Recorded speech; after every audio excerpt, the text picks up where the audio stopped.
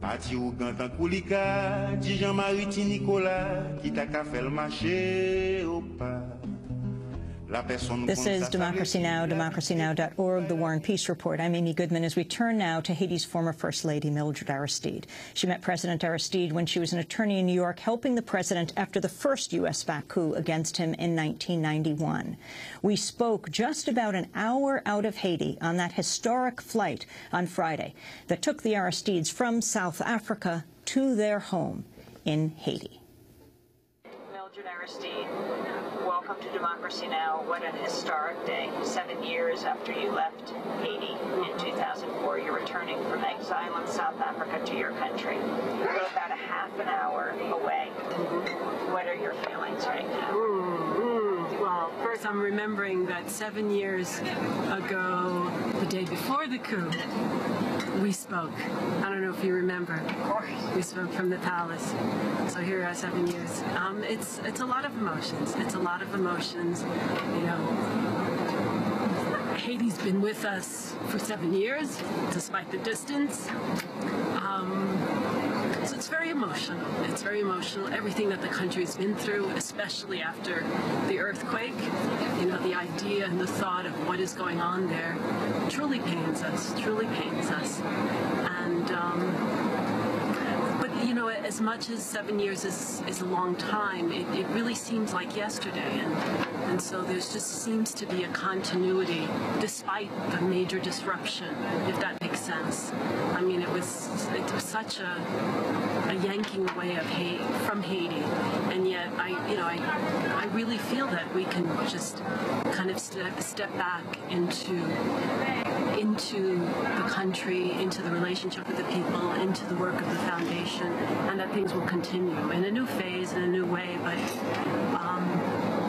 you know, I truly feel like it's, I don't know, I don't have the words, you know, so I'll sound a little incoherent because I really don't have the words to say how I feel, other than, you know, immense sense of anxiety and anticipation, not anxiety, but anticipation of going back, and a great sense of appreciation for what we've just experienced, notwithstanding, you know, the trauma and the disruption to the lives, but it's just been such a powerful experience also being in South Africa.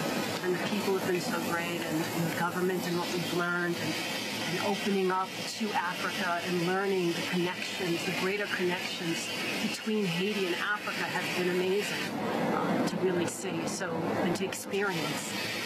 And having to tell people about Haiti has been just has renewed my own sense of Haiti. You know, a lot of people in South Africa don't know where is Haiti, what is Haiti, and so that whole process of explaining has been just such a reaffirmation of the Haiti story, not just the history, but the current, and to see the appreciation and the sense that people get when, wow, this is the story of Haiti. It just has been very empowering, and it gives me a deeper appreciation than ever for the Haitian people. As you talk about history, I think of the U.S. State Department sending out that tweet recently that said against you returning and against President Aristide returning, saying, don't look to the past, look to the future. You know, when we were in Central Africa, someone gave us a book on Barthélemy Boganda, who was the founder of Central Africa, the precursor of their independence, because he died before Central Africa gained its independence from France. And there was a line in the book that made me freeze.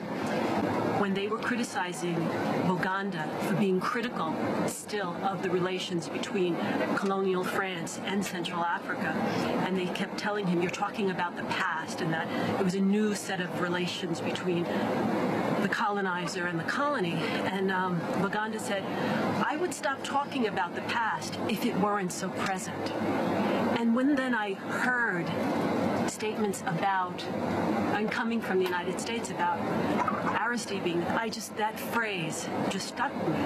I'd stop talking about the past if it weren't so present. And so, this notion of time, this notion that 7 years ago could be the past, or an unspeakable past, that it's dead and buried. That doesn't exist in life, and the notion that Aristide, who is ever present in the Haitian psyche and the Haitian history, and that's just a fact. It's not me saying it because he's my husband or because I'm a member of La Valasse. It's just a fact.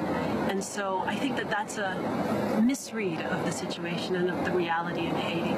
And I think that what I've learned from Africa is how much Africans carry the past with them, and the past being lessons from their ancestors, the lessons of their culture, all of which happens in time, in a time space. So it's not that you live in the past, but you carry with you the lessons and the good and the experiences of the past.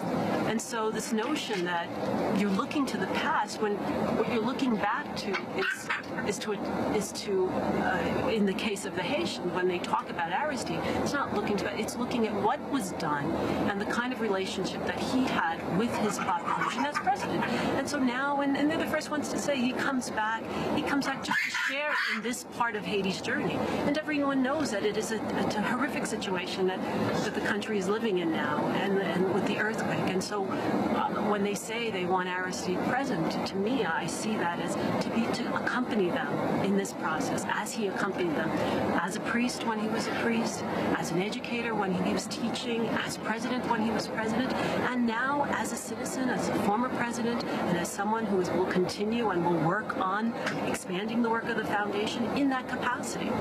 And to say that it's the past is just really a crazy notion.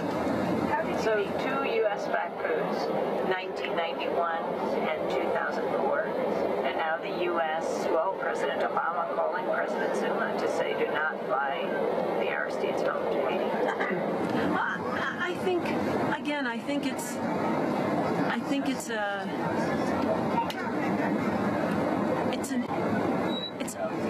It's an inability, maybe by the American political process, to understand the kind of relation that Titi has with the Haitian people. And it doesn't fit within the kind of policy frameworks that perhaps they have.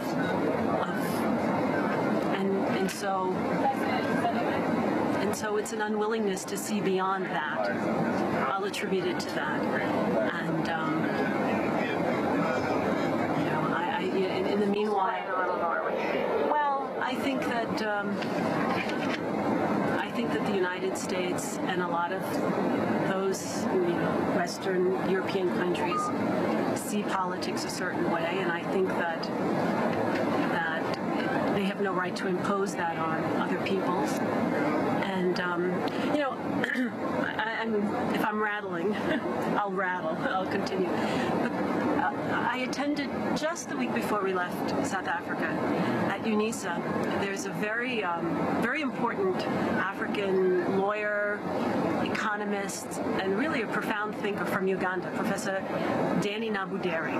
And I had met him when I first came to South Africa, and he spoke at UNISA just the week before we left. And he was talking about what was happening now in Egypt and what happened in Tunisia, and talking about the People's Revolution, as he said it. And one of the things that he said, and it really struck me, and I wrote a note in my notebook, he said that for him, in his perception, is that the people, and I think it was in response to a question, they're saying, what's the next step in terms of organizing this resistance that has been happening in Tunisia and in Egypt, for example. And he said, for him, what was evolving, and he described it as an evolution in what the people are demanding and are requesting of the state. It's beyond we want a democratically elected government. It's beyond we want a transparent government. We want elections every 4 years. It's a demand for a new kind of relationship with the state, a human relationship with the state. And it's a unification, and I think he even used that, or rendering the state as a human being and saying we want a state that understands us, that feels us, that has a heart. And he used terms that one would use between two people. And he said that's what the people are demanding. So it goes beyond electoral democracy. It goes beyond notions of transparency, which are on paper. And that's what the people are demanding. And I said, you know, that's what Haitians have been asserting for a long time. It's a changed notion of state. And so I think that that's one of the elements that led to, you know, the repeated elections of Lavalas. So it's not, and that falls outside the rubric or the framework of what the U.S. sees as what is electoral democracy and what qualifies as electoral democracy. So I found a lot of resonance in his explanation of this new kind of human relationship with the state. And I would, and taking that further, and what Haitians have been saying, especially since the earthquake, in terms of what this tragic situation that they face and what they're demanding. And I think acknowledging that, you know, the rebuilding, or the building, we should say, could not happen, will not happen, as we've seen, 6 months or a year. But it's a sense of seeing across from you a human face that is understanding, that has a heart, that is empathetic in the most profound sense with what is being experienced, notwithstanding an inability to provide immediate services. And I think that that's, we're approaching our destination. And I think that that's something that Tite has always offered in all of the roles that he's played, as a priest, as an educator, when he was president, and now as he will return to education and continue to be a person that always would stand with. Do you think we could see an uprising like this in Haiti? I don't think. I think we will always. I think we will see, and we are seeing, even if it's not reported, the same sentiment of a demand for a state. Yeah. I mean, this is what it's been since 1986, since the overthrow and the revolution. You know, the People's Revolution in 1986 in Haiti, and the overthrow of Duvalier. I think that we will have a constant demanding of that. Now, how far it can go given the specific set of circumstances of Haiti, UN occupying force, or the UN force of 7,000 plus. I say 7,000, I don't remember what the number is. So how it will evolve, but the same demands that I think we see in the northern African countries are demands that Haitians have been making for a long time, not just now. And what are you planning to do? I have no idea yet. I know that I took lots of material from the Center for African Renaissance Studies, where I was editing a journal, an academic journal, and I know that there's a lot of information there that I intend to share with Haitians that will be very empowering for Haitians. So there are a lot of things that we can do, and there's a lot of ideas. The first thing is to get home. Your daughters return as teenagers. 14, yes, absolutely. So, and you know, Haiti has been present in their lives, notwithstanding the distance, for 7 years. So, but still, you know, they've been out of the country for half their lives. So it'll be a big adjustment. Mildred Aristide, the pilot has just said we will be landing in a few minutes. That means we will be landing in Haiti. That's right. We'll be landing in Haiti. So. You know, Selma James, one last thing, the widow of C.L.R. James, who wrote The Black Jacobins, who we've been in communication with in the last month or so, and she will be in Haiti. And she wrote to me and she said, we're about to step on ground made hallowed by the Haitian Revolution and all of the progressive movements by the Haitian people. Former Haitian First Lady Mildred Aristide, just before landing in Haiti on that historic flight that ended the Aristide's 7 years in exile.